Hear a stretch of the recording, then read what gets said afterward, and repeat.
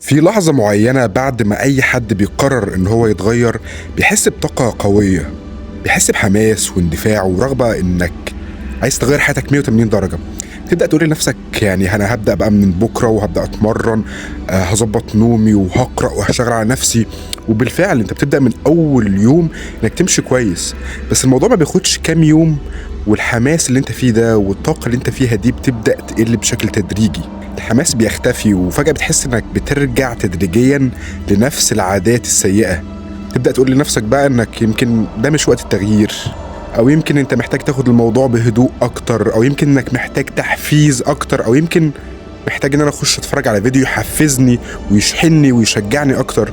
ولكن الحقيقة اللي واضحة وضوح الشمس ولكن مش الكتير مدركين ليها ولا واعيين بيها هي إن التحفيز هو أكبر فخ وقعنا فيه وإحنا بنحاول نغير من نفسنا.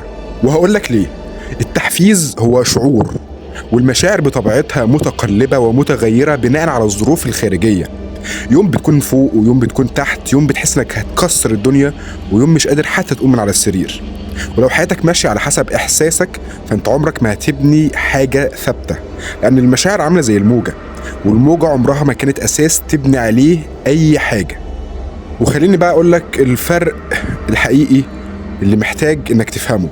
التحفيز بيشتغل على فكرة انك تحس بطاقة قوية وكبيرة وعالية فيزوقك انك تاخد اكشن او فعل معين، ولكن الانضباط بيخليك تشتغل حتى لو انت مش حاسس بأي حاجة سواء ايجابي او سلبي.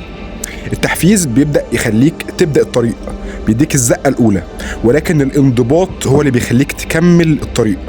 واغلب الناس هي مدمنه على دوبامين البدايات، بتحب الاحساس الجديد، بتحب انها تحط خطه جديده، انها تحب تفتح صفحه جديده. لكن اول ما الحماس بيبدا يختفي الموضوع بيقل تدريجيا لحد ما بينتهي وبترجع لنفس العادات والدايره بتلف من اول وجديد. فاخطر حاجه هي انك تكون مستني الاحساس الصح علشان تتحرك، مستني تكون في مود معين، مستني تكون متحمس او متحفز، مستني الظروف تكون مثالية. ولكن الحقيقة يا صديقي هي ان مفيش حاجة اسمها مود مثالي، ولكن في حاجة اسمها قرار، في حاجة اسمها خطة، في حاجة اسمها سيستم، في حاجة اسمها انضباط.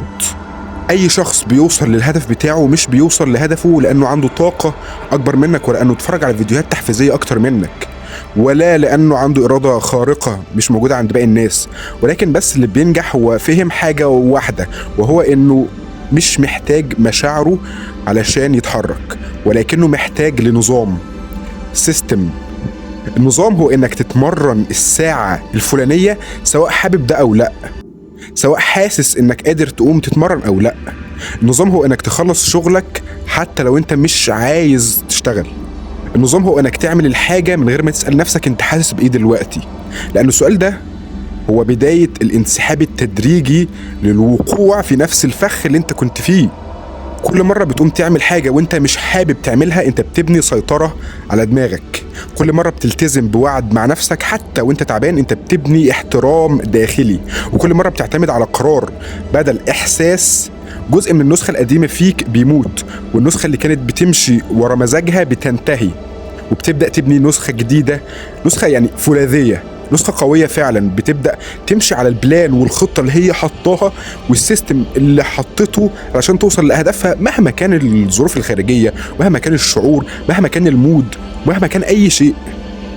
عايزك تسأل نفسك بشكل صادق فعلا، كم مرة بدأت أي حاجة في الدنيا بحماس شديد ولكن سبتها بعد ما الإحساس قل واختفى؟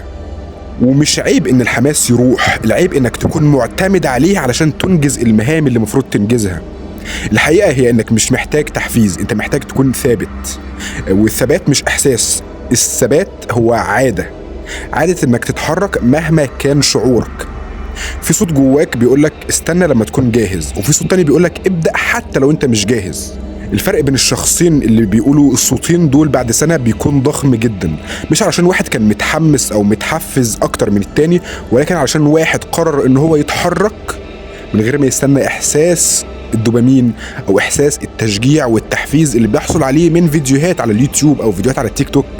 ده مش فيديو تحفيزي، وانا من النهارده مش عايزك تدور على اي فيديو يشحنك او يحفزك، مش عايزك تستنى جملة تهزك او جملة تصدمك.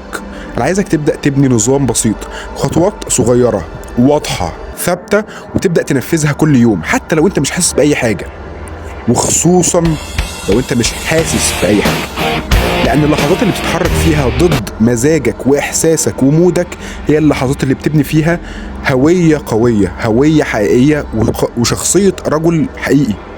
السؤال هنا مش انت متحمس او متحفز، السؤال الحقيقي هو انت مستعد انك تتحرك حتى لما الحماس يختفي، ولا مستني حد يديك احساس معين علشان تبدأ تحس بقيمتك وقيمة اهدافك تبدأ تتحرك لها.